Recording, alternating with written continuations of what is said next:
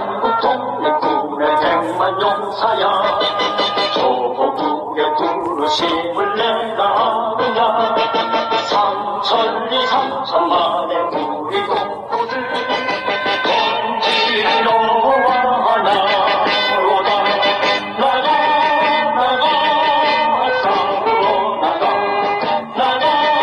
나가 싸우러 나가 독립문의 자유 종이 울릴 때까지 싸우러 나가세. 반갑습니다. 수동상경례 초등학 오시대기 148번째 방송 독립군가를 오프닝 음악으로 시작합니다. 한번 소개해드릴게요. 반갑습니다. 우리 남양주 미녀님 오랜만에 나오셨네요. 남양주 미녀 아니고 나도 미녀거든요. 네, 오랜만에 인사드립니다. 네. 나도 미녀 오랜만에 왔습니다. 계절이 2번 바뀌고 왔네요. 네. 반갑습니다. 네. 자주 참석해 줄 거죠? 네, 그렇게 하겠습니다. 자, 그리고, 우리 지난 146회에서, 부부, 미남, 미녀분. 저렇게. 여기도 남양주잖아요. 남양주에는 미남, 미녀만 살아요. 자, 두 분 인사해 주시고요. 예, 안녕하세요. 정성입니다. 안녕하세요. 허은주입니다. 네, 지난 시간에, 뭐였죠? 형식적 경매에서 청산을 위한 경매. 그 부분이, 뒷부분이 좀 궁금한 내용을 이제 의논을 좀 하려고 찾아오셨고요. 그리고 우리 여전히 법률 자판기 이태섭 선생님 나오셨습니다. 네, 안녕하세요. 이태섭입니다. 네, 반갑습니다. 박수라니 박수가 다 분위기 아닌가요? 박수 안 되나요? 저는 너무 안 씁니다. 우리 컨셉을 바꿨어요. 막 욕 막 하면서 막 하기로. 욕 막 하면서 하기로 바꿨어요. 어려워. 욕자판기 한 번 더. 초빙을 해야 되나? 자, 오늘 어떻게 진행하냐면, 146회에 있었던 그 부분의 뒷부분에 궁금한 얘기를 우리 의뢰인이 다시 이제 재질문을 해주시고, 거기에 대한 우리 법률 자판기 이 선생님이 답변을 해주시는데, 미리 질문을 한다 그러는 건 내가 하지 말라 그랬어요. 네. 자판기로서의 그 능력을 한번 시험해보기 위해서. 못하고 버벅거려도 네. 이해해주세요. 네. 그리고 이제, 본 주제는 뭐냐면, 경매, 초보자들이 가장 많이 하는 질문. 내 이것 때문에 짜증나요. 내 똑같은 질문인데 내 답변을 해주다 보니까. 뭔데요? 그걸 얘기할게요. 네. 그거를 이제, 우리 사용 설명서 이런 거 보면 있잖아. 그쵸, 소비자들이 자주 하는 질문. 네, 네. 예, 그걸 딱 올려놓고, 맞아요. 질문하기 전에 무슨 그 문제 봐. 그게 답변이 있으니까. 맞아요. 예. 그런 거 한 2가지 정도 뽑아서 이제 얘기하는 걸로 하고, 예, 마치고 우리는 밥 먹으러 갈 겁니다. 선생님. 예. 예, 준비됐습니까? 아까 도대체 궁금증이 풀리지 않았던 궁금증, 그건 뭐예요? 그거부터 얘기하시죠. 예. 오랫동안 너무 오랫동안 막 네. 계속 왔다 갔다 해가지고, 예. 질문이 지금 정리가 다시 안 되고. 그러니까, 네. 법무사나, 이 사람한테 물으면 이렇게 얘기하고, 저 사람한테 물으면 이렇게 얘기해서, 네. 어느 게 맞는지 모르겠다. 네. 지금 이 얘기잖아요, 그죠? 그렇죠. 예, 그거를 이 선생한테 질문해서, 예. 예, 더 이상 이제 앞으로 묻지 마. 답변이 나오면 예. 이게 맞다고 생각하고, 지금, 그러니까, 이제 한정승인을 받았잖아요. 그렇죠. 한정승인을 받았을 때, 예. 사실은 이제 가장 편하게 청산하는 게, 그러니까 저도 이제 잘 모르다가 한정승이라는 걸 받으면서 그다음부터 공부를 한 거거든요. 그러겠죠. 원래는 자체. 이제 상속 포기를 하려다가 예. 그 친척들에게 피해를 주면 안 된다. 뭐 이렇게 해가지고 한정승인을 받았는데, 그러니까 솔직하게 말씀드리면 한정승인 후에 이제 조금 문제가 발생을 해서 뭐 이제 여러 가지가 있는 건데, 네 아무튼 이제 제일 궁금한 건 뭐냐? 참고로 이 선생이 가족법이 대가예요. 네. 우리 민법의 영역 중에서 네. 이제 민법 총칙도 있고 네. 물권법, 채권, 계약할 때 채권도 있고 한데 그 중에서 가족법이 있어요. 네. 그러니까 이제 상속하고 하고 그다음에 뭐 호적, 뭐 가족 관계 네. 이런 것들 가족부 강의라는 책을 따로 펴낸 사람이에요. 그래서 그 책이 많이 팔려. 그리고 학생들 교재로도 좀 써요.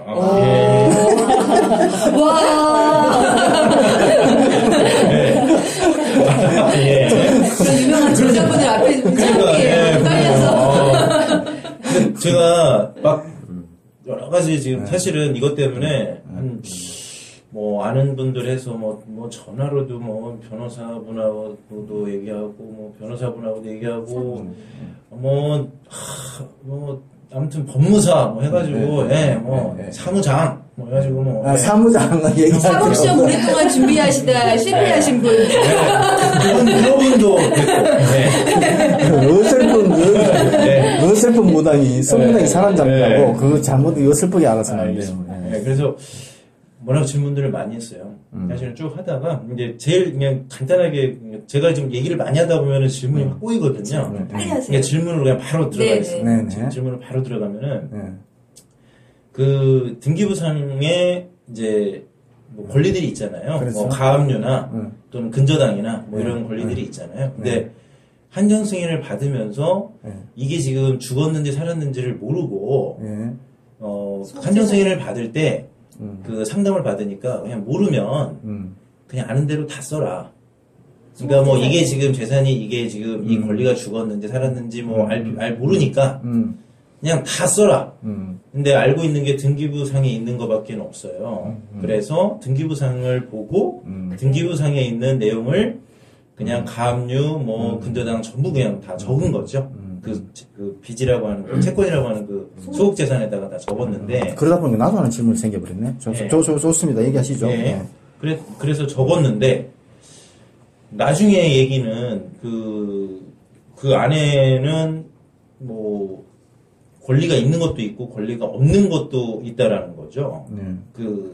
모르고 그냥 한 거기 때문에 그래서 소멸된 것도 사실은 등기부상에 있었던 건데 그 얘기를 하기로는 그러니까 거기다 내용에다가 그 빚의 내용을 적는 순간 이 빚이 다시 살아났다. 뭐 이런 얘기들을 법무사들이 해서 그게 등기부상으로는 시효가 지나서 이제 원칙적으로는 이게 그 채권이 사라진 건데 제가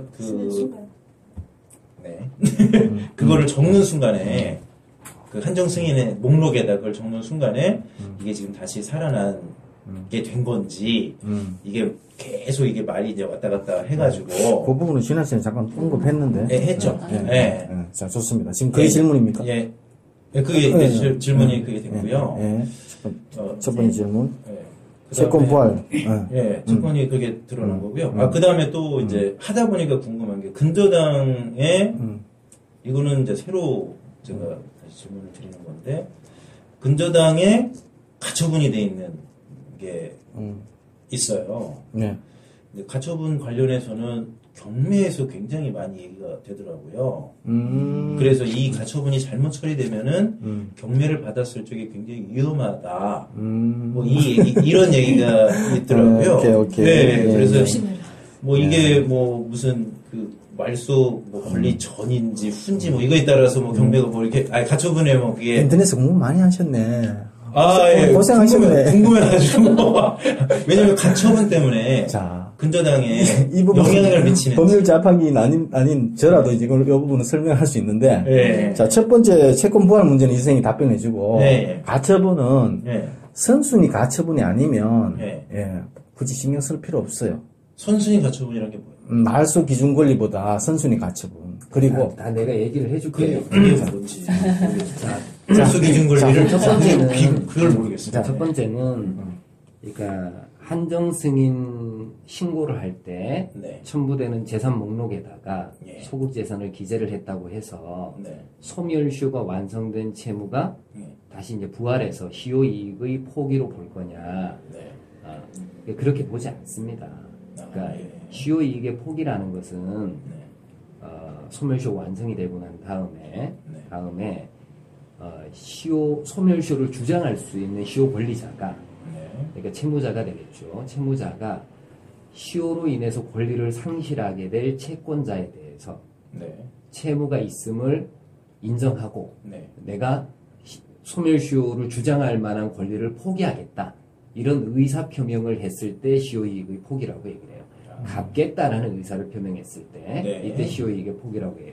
근데 한정 승인 재산 목록에 소국 재산으로 기재를 했다고 해서 이걸 그 채권자에게 의사 표시를 했다 이렇게 볼 수도 없고, 그죠? 예. 채권자에게 의사 표시를 했다 이렇게 볼 수도 없고, 그 다음에 내가 소멸시효를 주장하지 않겠다는 뜻을 표명했다 이렇게 볼 수도 없는 거예요.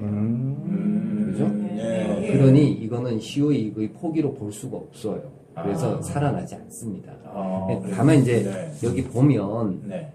가압류가 되어져 있는 건들이 몇 가지가 있어요. 네. 가압류에 의해서 권리 행사를 했었던 이 채권들은 네. 가압류가 등기부에 남아있는 동안에는 네. 가압류의 효력이 계속 유지가 되고 있어서 네. 권리 행사를 계속 하고 있어요. 네. 그래서 이 채권들은 소멸시효가 완성되지는 않은 거예요. 네. 그러니 뭐 재산 목록에 기재를 했다고 해서 시효가 완성되지 않았는데 시효 이익의 포기다 이렇게 볼 수는 없는 거예요. 네. 그래서 지금 여기에서 문제가 되고 있는 것은 저당 채권 두 개가 있는데 이 저당 채권들은 아마 소멸시효가 완성이 되었을 수는 있어요. 네. 저당권을 설정해 놨다고 해서 채권을 행사했다 이렇게 볼 수는 없기 때문에 네. 그래서 이제 그건 소멸시효가 완성이 되었다 이렇게 볼 수가 있는데 네. 가압류를 걸어놓은 이런 권리들은 네. 요거는 이제 소멸시효가 완성이 되었다라고 보기는 어렵다. 네. 이렇게 이제 생각을 하시면 되고 네.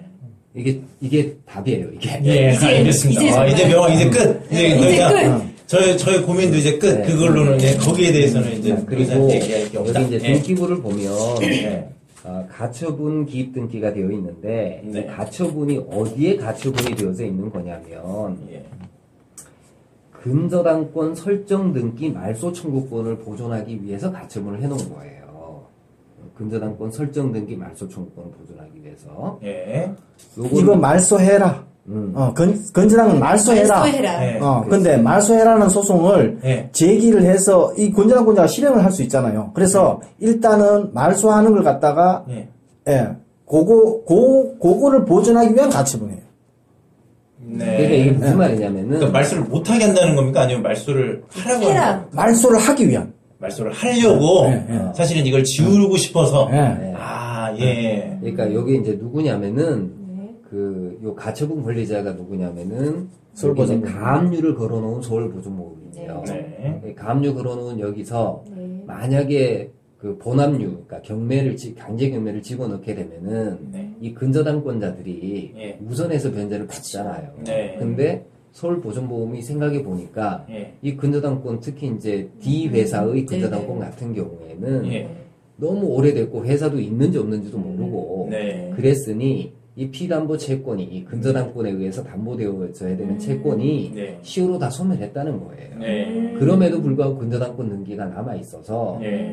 자기네들이 이 부동산의 이해관계인으로서 네. 근저당권 등기를 말소하겠다 이런 소송을 곧 제기를 할 테니 네. 그러면 이제 피고가 누가 돼야 되느냐면은 D 회사가 돼야 되잖아요. 그렇죠. 예. D 회사가 근저당권을 딴 데다 넘겨버리게 되면 피고 바뀌잖아. 네. 그러니까 이걸 딴 데다 넘기지 말아라. 스톱. 라고 하고 이제 가처분을 걸어놓은 거예요. 얼음. 가처분에 얼음. 이렇게. 꼼짝마. 아, 예. 그때 박수가 막 나오죠. 이제 이해가 되네. 네네. 야, 이제 이해됐어요. 그러니까 네. 서울보증법에서 예를 들어서 무슨 경매를 진행하게 되면 네. 이 건전항권자가 돈을 먼저 받아가니까 자기가 받아갈 돈이 적어지잖아요. 네. 그러니까 혹시라도 이게 혹시 그대로 남아 건드리지 있어서 말아라. 이거를 옮기지 말라. 건드리지 말고 이걸 빨리 말소를 시키려고 하니까 그 전에 혹시 다른 행동을 근데 못하게 이제- 하기 위해서 한 거잖아요. 근데 이제 그렇죠. 네. 이제 서울보증보험 같은 경우에는 네. 부동산에 관한 권리자는 아니잖아요. 네. 단지 이 부동산 소유자의 네. 네. 채권자니까 네. 그러니까 바로 말소를 청구할 수 있는 권리 자체가 없어. 직접적인 권리는 없어요. 없어요. 네. 근데 채무자를 대위해가지고 이렇게 말소 청구를 할 수가 있단 말이죠. 네. 그걸 하겠다라고 해가지고 이제 이 근저당권 등기에다가 가처분을 걸어놓은 거다 말이에요. 그럼 손 안 대고 코 풀 수 있었네. 얘들이 말소 청구 소송을 진행을 해서 이게 사가 없어져 버릴 수 있었는데 네. 얘들은 근데 확인해 보니까 소치하가 돼 있었단 말이죠. 그럼 이 돈을 받아갔다는 얘기인가? 서울보증보험 회사에서? 혹시 아니 그게 아니라 생전에 들은 거 있어요? 이게 받았다는 얘기가 아니고 이게 아마 잘 안 됐을 거예요. 네. 가처분을 네. 걸어놨는데 소송을 진행을 하려면 이 채권자 대위 소송이 또 어려워. 채무자가 무자력자여야 되고 지금 채무자가 또 사망했잖아요. 네. 그죠? 네. 채무자가 사망했으니까 또 상속을 받은 관계도 이렇게 확인을 해야 되고. 옛날에 했어요. 옛날에 재판 네. 옛날에 이게 네. 2008년도 네. 가처분을 걸어놨네. 그러면 이제 이게 대위해가지고 말소 청구를 하려면은 네. 그 채무자를 대비해서 말소 청구를 하려면 채무자가 무자력 상태임을 또 증명을 해야 돼요. 네. 이 소송이 쉽지가 않습니다. 그게 좀 어려웠던 것 같아요. 그래서 아마 소송 절차를 진행을 하다가 네. 아마 이제 취하를 한 것으로 보이는데 네. 그래서 이쪽은 이순위 근저당권자에 대해서는 네. 이 가처분을 말소를 한 것 같고 가처분 등기가 말소가 된 것 같고 1순위 근저당권에 대한 가처분은 여전히 이제 등기부상에 남아 있어요. 네. 근데 이거는 이 부동산이 경매로 넘어가 버리게 되면 근저당권 자체가 없어지기 때문에 경매절차 매수인이 이 가처분의 부담을 인수한다든지 이건 아니에요. 그러니까 부동산에 가처분을 걸어놓은 게 아니고 저당권을 말소할 테니 저당권을 딴 데다 넘기지 말아라 이렇게 가처분을 걸어놓은 거라서 그러면 이거를 만약에 경매를 하게 되면 경매에서 받은 사람은 이 가처분을 아무 상관없어요. 상관이 없는 거네요. 아무 근저당권에 관련된 거라서. 근저당권에만 관련된 거라는 거죠? 그러니까 근저당권 자체가 이제 경매로 인해서 소멸해 버리기 때문에 네. 가처분도 따라서 없어지게 돼요. 그래서 이제 그러면 한 가지 또 갑자기 궁금한 게 생겼습니다.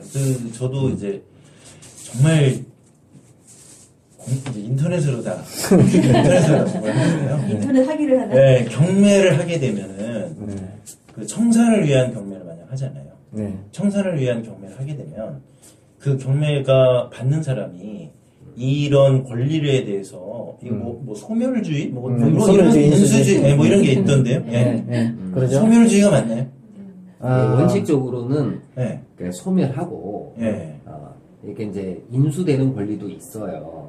이제 그거를 이제 따져봐야 되는데 요건에서는 없습니다. 여기서는 요거는 없어요. 네. 여기서는 그러니까 낙찰자가 부담을 인수해야 되는 것은 없어서 네. 입찰 가격을 낮게 두를 이유는 없다. 시세대로 보고 자기가 사야 되는 금액만큼 적당한 금액 써놓는다. 써놓는다. 네. 네. 예를 들어서 경기도 광주 지역에 네. 임야의 평균 낙찰가율이 70%다. 네. 시세에. 예. 그러면 권리관계가 자기가 인수할 위험이 있으면 예. 그 금액을 감안해서 낙찰가를 잡겠죠. 그렇죠. 예. 그러면 40%, 30% 떨어질 수도 있겠죠. 네. 예. 근데 이제 이거는 인수될 위험이 없으니까 네. 그냥 그대로. 그 70%나 뭐 70%의 평균 낙찰가율 같으면 뭐 사건마다 조금씩은 다르겠지만 그 정도에 낙찰될 거다. 그러니까 위험한 건 없다. 없다야. 네. 이거는 그러니까 한마디로 소멸이 된다. 그렇게 보는 거네요. 네. 네. 권리관계가 다 소멸되고 이 경우에 더 나아가서 인수돼야 되는 선순위 가처분에 대한 얘기는 굳이 할 필요는 없어요. 그렇죠. 자, 그거는 우리 팟빵에서 선순위 가처분 해가지고 방송했던 부분이 따로 있어요. 네, 그 부분을 들어보면 돼. 네. 중요한 부분이 될 것 같아서 네. 넘어가고. 네. 근데 요 부분 한정승인에 대해서 얘기하다 보니까 갑자기 내가 이제 궁금해진 게 있는데 이 선생한테 이제 한정승인을 받게 되면 자, 뭐 소극재산, 적극재산 어려운 말 피하고 빚도 적고 뭐 이렇게 해야 돼. 빚을 적고 재산도 적고 해야 될 거 아니에요, 그죠? 근데 빚을 내가 적었어. 네. 예, 내가 알고 있는 빚은 적었어요. 네. 적고 난 다음에 그걸 경매를 해가지고 이렇게 처분을 한단 말이야. 네. 처분하는데 아버지 빚을 내가 다 알 수 없잖아. 네. 불측의 채권자가 나타난 거야. 그때 이의를 제기했을 때 문제가 될 소지는 없을까? 이게 이제 어떻게 이제 법에는 어떻게 돼 있냐면은 한정 승인자는 한정 승인을 한 날로부터 5일 내에 일반 채권자하고 그다음에 이제 유증받은 자, 그 유증은 이제 없으니까 일반 채권자에 대해서 한정 승인의 사실, 그다음에 2개월 내에 채권 신고를 하세요. 이렇게 공고를 해야 돼요. 이거 공고했어요? 예. 신문 공고했어요. 신문 공고했어요. 신문 공고했어요. 그리고 그 공고 기간은 2개월 이상이 돼야 돼요. 예. 요렇게 하고 그러면 이제 이 공고 기간 중에 이 채권 신고를 안 하는 채권자들이 있을 수 있잖아. 공고를 못 봐가지고 채권 신고를 안 한다든지. 일종의 우리 저 공시송달하고 같은 걸로 봐버리면 그 신문에 공고해버리면 네. 그 기간 지나버리면 그냥- 채권자로서의 어떤 자격 권리 같은 거 이게 이제 못 누리는 공고를 했는데도 불구하고 신고를 안 하게 되면은 이러면은 이 사람들은 청산에서 제외를 해버립니다. 네. 변제를 못 받는다는 거예요. 오케이. 그리고 이제 근데 대신에 이제 알고 있는 채권자들 있잖아요. 네. 요 이제 기부상에 등기부에 있는. 나와 있는 네네. 채권자들은 이런 사람들은 별도로 채굴을 해야 돼요. 네. 네. 이 사람들은 이제 청산에서 제외할 수가 없는 거죠. 그러니까 불측의 어떤 채권자들이 나타나면 청산 다 끝나고 난다면 그럼 네. 더 깊이 한 걸음 더 나아가 볼까? 옛날에 아버지한테 돈 갚으라고 누군가 자꾸 찾아왔었어. 나는 그 사람을 알고 있어. 아버지 돌아가시고 난 다음에 그 사람이 발길을 끊어버렸어. 내가 저 채무 목록 적을 때 그 사람한테 연락 안 했어. 알면서도. 알면서. 그래 적었고. 그리고 신문에 공고해버렸어. 이 사람, 뭐, 신문 공고 누가 볼 거야? 그래서 나중에 이 사람 따지러 왔어. 네 알고 있었잖아. 어떻게 될까? 몰랐다 그런 거지. 갚은 줄 알았다고. 형님이 갚은 줄 알았다고. 간단해? 누구세요? 그런데 만약에 뭐 어떤 이런 갖고 있는 서류가 있으면. 서류가 있다면 서류가 소를 있으면 제기하겠지. 뭐예요? 서류가 있으면 내가 알아야 되는데. 이미 지났다. 그런 거죠. 내가 알아야 되는데. 그러니까 신문을 열심히 봐야지. 뒤에서 신문이 사라지지 않는 빚이 있는 경우는 신문을 열심히 봐라.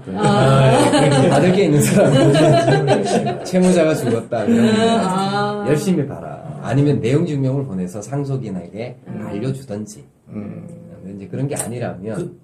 그러면 이제 만약에 이제 그걸로 넘어가서 만약에 이제 경매로 넘어가서 그때 이제 말씀해 주셨던 게 경매를 하게 되면은 청산을 위한 경매를 하게 되면 형식적 경매라고 해서 뭐 그 청산을 위한 경매를 하면 이제 근저당권자에게 먼저 이제 법원에서 근저당권자에게 이제 그거를 돈을 주고 자, 이거를 예. 제가 이제 요 집행 관련해 가지고 다시 한번 확인을 해봤어요. 네. 이 상속재산 이제 청산을 위해 가지고 경매를 할 때 여기는 배당이라는 것이 없대요. 배당이 아예 배당 자체가 없다라는 고 거니까. 예. 이때는 이게 저기 상속 채권자들 상속재산으로부터 돈을 받아야 되는 채권자들하고 채권 신고된 채권자들하고 그 다음에 이제 이 상속재산 매각대금하고 비교를 해봐서 이게 이제 상속재산이 더 적잖아요. 그러면 이제 어떤 위험성이 있냐면은 우선 변제권자에게 변제가 안 되고 이런 위험성이 있단 말이에요.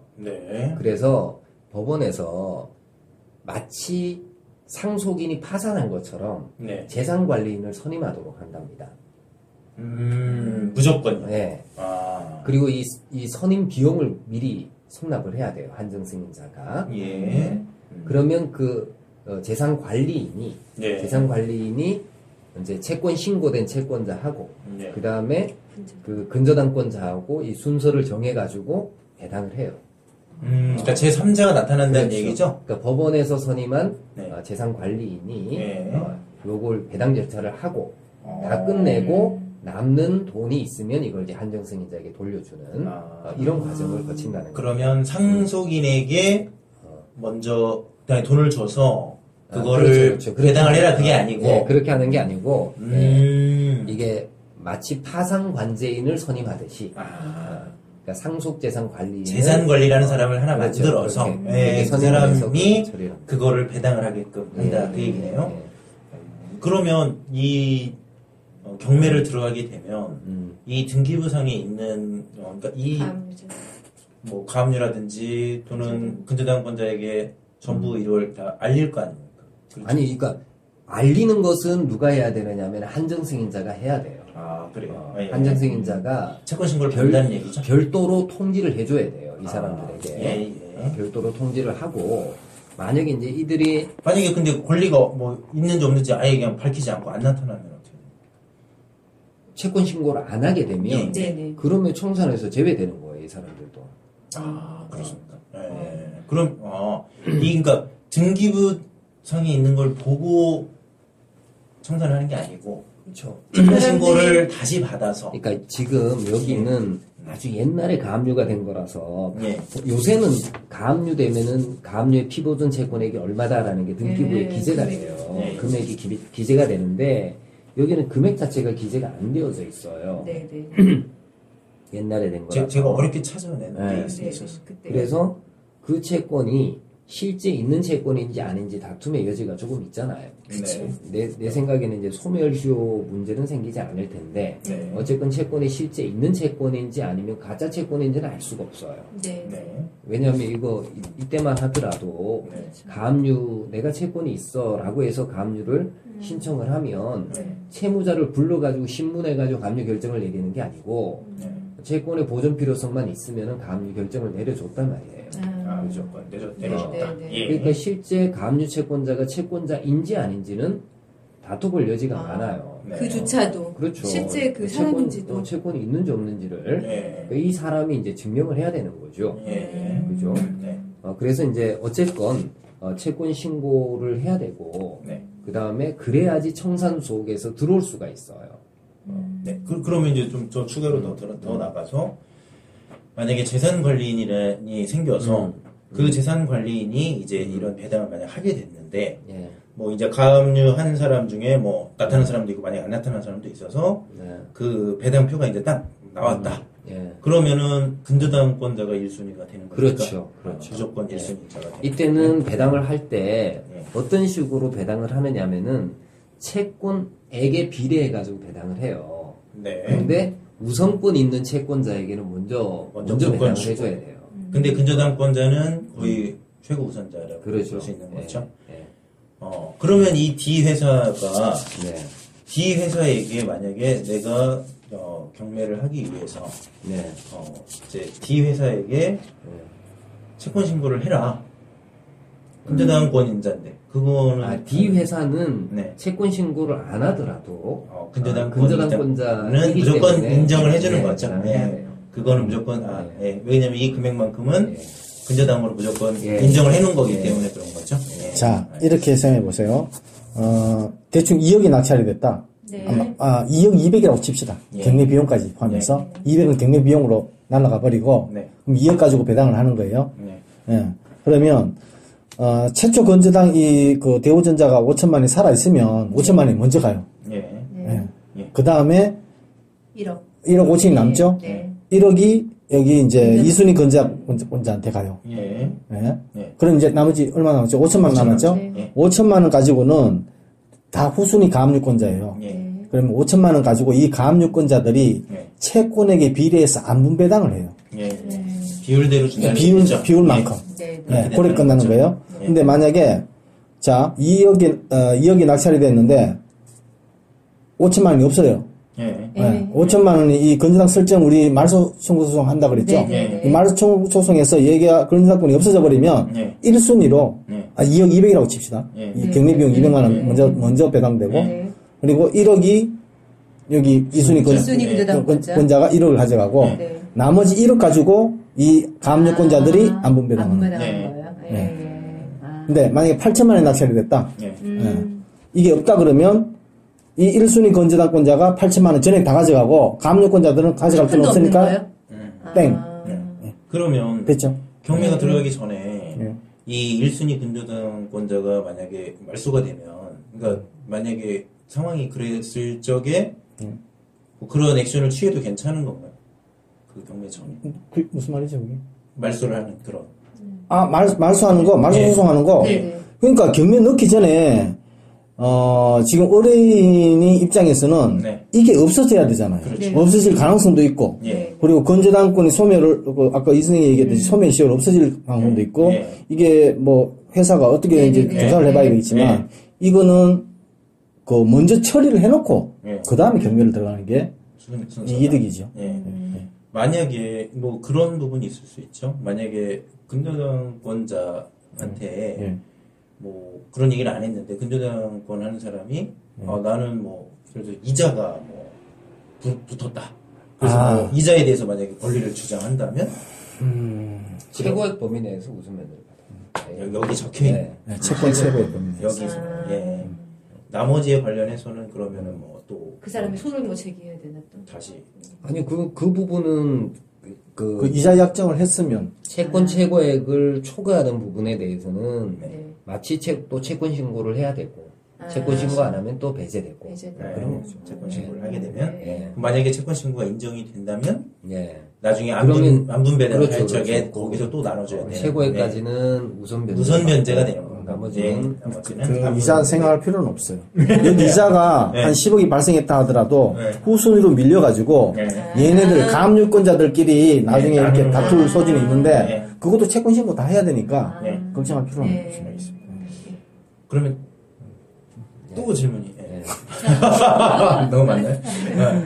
만약에 뭐 이런 청산을 하기 위해서는 거기에 그 아버님의 뭐 상속으로 인해서 만들어지는 비용이라든지 이런 것들은 예.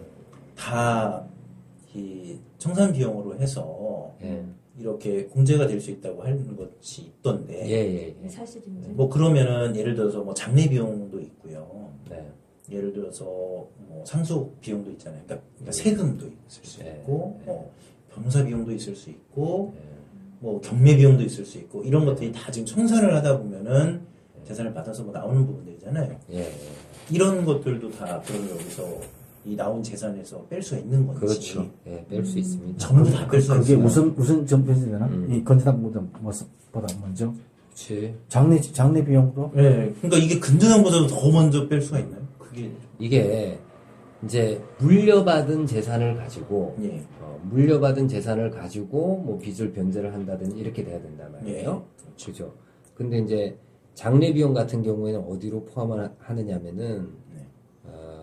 이게 상속에 관한 비용이라고 봐요. 그거를.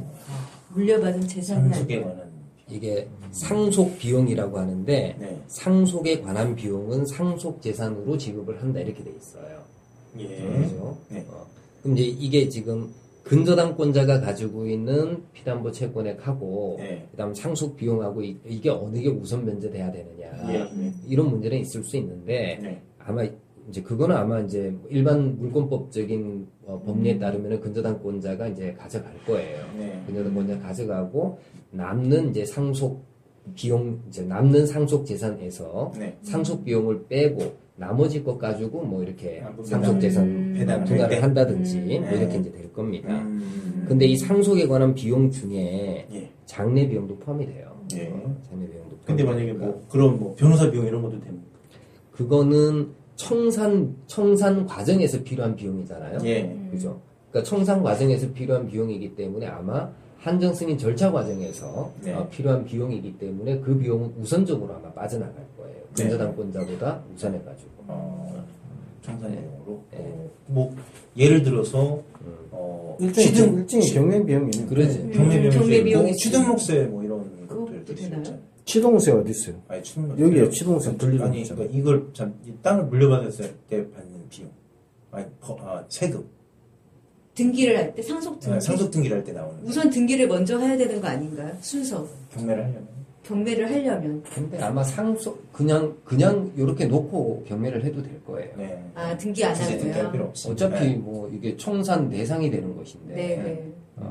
이게 청산 대상이 되고 남는 것을 내가 물려받아야 되는데 네, 네. 반드시 상속인 명의로 상속 등기를 하고 할 이유가 없죠. 그거를 그 상속에서 받는 거를 그 세금을 뭐라고 하죠? 이름이 좀 갑자기 생각이 안 나는데. 상속세?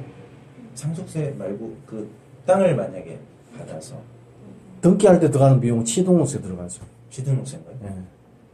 취등록세. 그러니까 제가 뭐 이렇게 알아보니까 뭐 6개월 내까지 그걸 안 내면 뭐 이제 벌금이 나온다고 그런 식으로 하더라고요. 상속 등기를 해야, 근데 상속 등기를 해야 되는 상속 거잖아요. 등기는 안 해도 돼. 등기는 계속 안 해도 되는데 6개월 그러니까 아버님이 돌아가신 그 달로부터 해서 6개월까지는 제가 세금을 안 내도 되는데 이 땅에 대한 세금을 내긴 해야 되잖아요. 땅에 대한 세금. 이 땅에 대해서 뭐 재산세 뭐 이런 거요? 그렇겠죠. 재산세가 아니고 이걸 이름이 생각이 재산세는 나올 거예요. 아버지만 나올 거 본인 아버지가 나올 예. 근데 재산세 얼마 안 돼요. 아니 재산세 말고요. 취등록세는 아닙니까? 뭐 아무튼 취등록세는 등기를 해야 나와요. 등기 안 하면 안 나와요. 아 그래요? 예. 상속세겠지 뭐 상속세. 상속세요? 상속 받았습니다. 상속. 근데 지금 아직 6개월인가 뭐 있던데. 예. 이게 지금 한정 승인에 의한 청산 절차가 다 끝나지 않아서 네. 그 재산이 상속 재산이 될지 안 될지가 아직 확정되지 않은 상태예요. 네. 그래서 이게 이제 내 재산으로 돼야지 그 다음에 내가 상속세를 내든 뭐를 내든 할 거 그러겠죠. 아니에요. 네, 네. 그죠? 네. 근데 한정 승인을 하고 한정 승인 절차 진행 중에는 상속인의 재산하고 상속 재산이 상속인 개인이 가지고 있는 재산하고 상속 재산이 법적으로 분리가 되어져 있어요. 아직 넘어온 게 아니단 말이에요. 결정문이 났는데도요. 아니, 그러니까 한정 승인을 했기 때문에 네. 물려받아야 될 재산하고 그 다음에 내가 개인적으로 가지고 있는 재산 재산이, 예. 이게 법적으로는 분리되어 분리돼 있다는 있다. 거예요. 네. 아 지금 제가 또 그러니까 이런 얘기죠. 자, 이득이 있는 곳에 세금을 내잖아요. 네. 한정 승인은 빚 다 청산하고 내가 받을 돈이 하나도 없잖아요. 예. 예. 물려받은 게 하나도 없고, 한정 승인에서 이게 다 넘어가 버릴 수도 있잖아요. 네. 돈 받은 이득이 없는데 세금을 낼 수는 없잖아요. 이 선생님 그 얘기 하고 있는 것 같아요. 그래서 다 청산하고 내한테 2천만 원이 생겼다. 그럼 그 2천만 원에 대한 세금을 내야 되겠죠. 상속세는. 아직 정해진 게 없잖아요. 네. 그쵸. 그 세금이 발생된 게 없는. 아직 얼마의 소득이 생겼는지 네. 알 수가 없는데. 제가 인터넷을 너무 많이 봐가지고 인터넷 너무 많이 봐가지고 제가 이걸 하면서 세금이 나오는 거를 보였어요. 그 두 가지로 봤어요. 물론 뭐 금액이 커서 뭐 상속세 뭐 이런 거 뭐 얘기될 수 있는데 세금이 두 가지가 있는데 땅을 받으면서 내야 되는 세금이 있고 그 땅을 팔아서 예를 들어서 땅을 팔아서 땅이 비싸게 팔리면은 그 돈만큼 본인이 이제 돈이 생겼잖아요. 이걸 또 뭐라고 무슨 세금이라고 양도세겠지. 양도소득세. 예. 그건 지금 근데 나오게 잠깐만요. 우리가요. 예. 이 민법의 경매에 대해서 이 선생님이 전문가고 하지만 이 세금에 대해서 그렇죠. 물어보면 마법박사 아니야. 네. 자, 세금 문제는 네. 하도록 하고. 야근 약사에게 진료를 의사에게 하시고. 예. 어쨌든 아마 상속세는 아마 내가 생각해도 원칙이 그런 것 같아요. 실질과세니까. 네. 실질과세가 원칙이니까. 아직까지 물려받은 거 하나도 없으니까 네. 세금 낼 건 없다. 네. 자, 그러면은 이제 그거에 대한 비용에 대한 불금증을 썼던 거 같고요. 이제 그걸로 됐고 그다음에 이제 뭐 질문하시는 오늘 기본 네. Q&A. 네. 다 됐어요? 초보, 네. 됐어요? 초보 경매. 네. 해결됐어요? 해결됐습니다. 네. 자, 어쨌든, 네. 큰 틀에서는 이게, 어쨌든, 최선순위 건조당, D회사, 이 건조당 말소가 돼야, 어떤 실익이 있을 것으로 보입니다. 네. 맞습니다. 말소는 가능할 것으로 보인다. 네. 시간은 좀 걸릴 것 같다. 네. 근데 이게 꼭 이제 우리 법에 보면 네. 그 한정 승인에 따른 청산을 하기 위해서는 부동산을 민사집행법에 의해서 이제 경매해야 된다 이렇게 되어져 있어요. 근데 이제 굳이 경매를 안 하더라도 경매 안 하고 임의적으로 매각을 했어요. 그 매각을 하고 그 다음에 채권자들에게 배당 변제를 잘 하면 그러면은 그로 인한 어떤 책임들을 안 질 수가 있어요. 그러니까 반드시 경매에 의해야만 한다 이렇게 볼 것은 아니고 이 법에는 경매하여야 한다 이렇게 돼 있는데 이걸 위반했다고 해서 경매 안 하고 임의 매각했다고 해가지고 무슨 그 손해를 배상해야 된다든지 이런 건 아니고 임의 매각했다 하더라도 매각 대금을 가지고 잘 나눠줬으면 우선권이 있는 채권자에게 잘 나눠주고 그 다음에 채권자들에게 이렇게 다 그 배당 변제를 잘 하면 그러면은 손해배상 책임을 질 일은 별로 없어요. 근데 채권자가 뭐 이럴 수 있잖아요. 경매를 안 하고 너 억지로 싸게 어디 넘긴 거 아니냐. 그래서 내가 조금밖에 못 받는 것이 있지 않느냐. 뭐 이렇게. 그런 식으로 문제 제기는 할 수는 있는데 그런다고 해서 이게 부당하게 팔았는지 안 팔았는지 증명할 수 있는 이거를 증명하기가 쉽지가 않을 뿐만 아니라 그 다음에 이제 제가 받고 팔았다고 특히 이제 공인 중에서 끼워가지고 이렇게 팔면은 부당하게 이렇게 팔았다 이렇게 하기가 어렵잖아요. 그렇잖아요. 예. 그래서 이제 그런 방법도 있으니 그래서 우선은 이게 채권 신고를 좀 최고를 하고 감유 채권자들 이 감유 채권자들이 문제란 말이에요. 네. 감유 채권자들에게 채권 신고를 하고 네. 그 다음에 채권 신고 안 하면 배당에서 배제된다 이런 얘기들도 해가지고 이제 신고를 하고 네. 그리고 아직 2개월의 기간이 안 지났을 거 아니에요. 네. 네. 그죠? 채권 신고 공관 언제까지 채권 신고를 하세요? 뭐 이렇게 했을 거 아니에요. 네. 그죠? 네. 그러니까 그 기간이 지나고 나야지 이제 청산을 할 수가 있단 말이에요. 네. 아, 예. 그때까지 좀 기다려보고 네. 그리고 채권 신고한 채권자들이 없으면 네. 그럼 이제 배당에서 제외되는 거니까 네. 그때는 이제 보고 임의 매각하는 게 더 유리할지 아니면 경매에 의해 가지고 매각을 하는 게 유리할지 좀 판단을 해볼 필요가 있을 거예요. 네. 네. 네. 근데 제가 생각을 할 적에는 제 개인적인 판단입니다. 개인적인 판단은 일단은 채권 최고 신고를 하려면 그러니까 보내야 되잖아요. 근데 주소가 없잖아요. 네. 그러니까 이게 지금 그쪽으로 제대로 갈 확률이 좀 적고요. 개인 채권자들 같은 경우는 또 뭐 사망하신 분도 계세요. 뭐 이사도 해가지고 사망도 했어요. 그래서 주소지를 모르는 분이 한 분 계세요. 뭐 나머지 분은 어떻게 뭐 알 수 있을 것 같고, 그러니까 그런 분은 굉장히 좀 이제 받기가 되게 애매한. 그러니까 막 예를 들어서 뭐 경매를 통해한다든지 해서 법원에서 찾아주지 않는 이상 주소를 몰라서 채권 신고를 할 수가 없는 상황이 하나 있어요. 상속인하고 가압류권자하고 이해관계인이지. 이해관계인이라고 할 수 있잖아. 이해관계인이면 요 이해관계라는 서류를 들고 요 등기부 등본하고요. 예, 상속인 가족관계 증명서 있죠. 네. 그거 들고 가서 초본 열람 신청하면 돼요. 그러면 가장 최근 주소지 나올 거예요. 그쪽으로 보내세요. 그래요. 만약에 돌아가셨다. 그러면은 상속인한테 상속인한테 가야 되네. 그럼 상속인을 또 찾아야 되는 그런. 그것도 알려주겠죠. 뭐 아까 말씀하신 방법으로. 네. 어렵네. 그게 재적 등본을 또 확인을 해야 돼요. 그렇죠. 재적 등본 확인해가지고 상속인들에게 이제 줘야죠. 네. 상속인들에게 보내야 돼요. 그렇죠. 한 명도 안 되고 또 들에게. 빨리 처리할수록 좋아요. 그분이 죽으면 그분이 애가 3명이에요. 네. 그러면 원래 3명이었는데 얘가 죽은 애는 가지고 얘 밑에 3명. 그러네요. 하나, 둘, 5명이 되는 거죠. 네. 그렇게 돼요. 그렇구나. 그렇게 말해요. 근데 저는 그 이민매각 같은 경우는 저도 이민매각 같은 걸 하는 게 훨씬 좋지만 왜냐면 그 이민매각은 좀 단순하잖아요. 근데 개인 같은 경우는 좀 잘 모르겠는데 이제 서울보증이라는 데는 회사잖아요.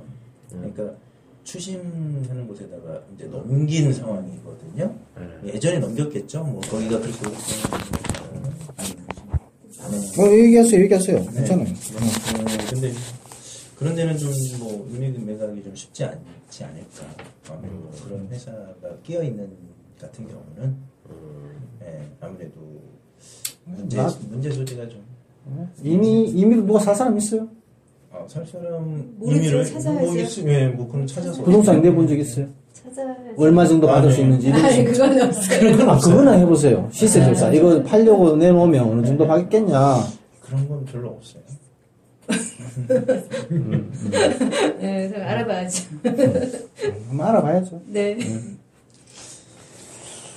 자, 근데 이 얘기를 하려고 보니까 벌써 40분이 돼버렸네? 본 주제는 다음으로 밀어버릴까 그냥? 이걸로 끝내? 인생이 우리 오늘 굉장히 피곤한 것 같다. 여태까지 본 중에 제일 피곤해 보여. 힘이 없네. 3년 만에. 오랜만에 제 얼굴 봐서 기운 제가 빠지신 너무 것 막 인터넷으로 제가 너무 이걸 막 이렇게 요주의 인물에 선생님의 길을 다 그냥 뺀는 그야말로 블랙리스트. 네, 강의를 2개 하고 와가지고 그래. 오늘 그러시구나. 선생님 많다, 먹고 산다고. 인상이 많아. 인생이 피곤하다. 그러게. 그럼, 작담하고 시간 보낼까? 끝낼까? 끝내면 되지. 끝내? 좋아. 자, 밥 먹으면서. 근데 저기 뭐 한마디도 못하시고 뭐 저만 너무 오랜만에 오신 나도민요분은 네. 저 원래 말 안 해요. 근데 질문도 한 번은 해야 되지 않겠습니까? 나도 미녀님은 요즘 분양권 때문에 머리 골치가 아파가지고. 네, 나도미녀님 너무 힘들어요, 요즘.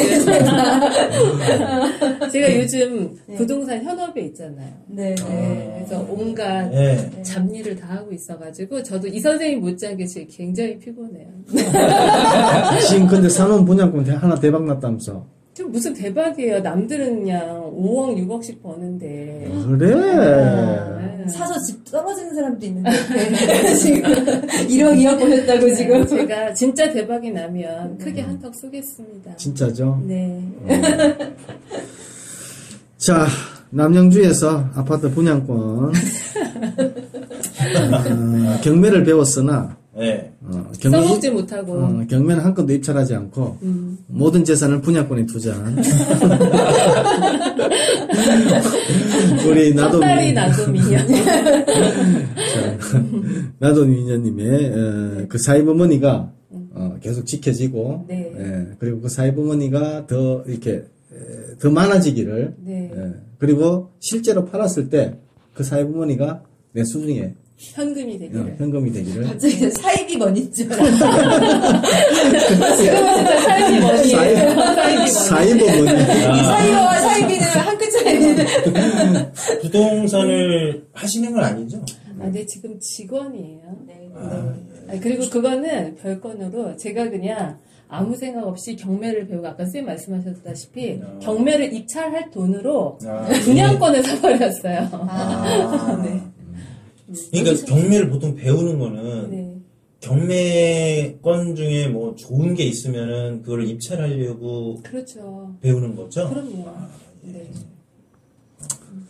자, 주식도 아무리 올라봐야 팔아야 내 돈이에요.